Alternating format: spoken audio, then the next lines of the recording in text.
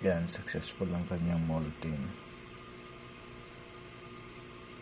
1.5 to 2.5 inches na ata to. Hindi ko kasi ito sinusukat lagi-lagi, bihira.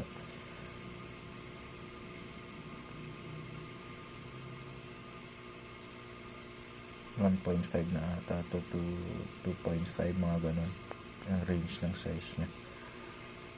And successful naman siya. Hawak yung balat nya. Maya baka kakainin niya na rin yan. Mahina pa yung crane na yan, yung juvenile.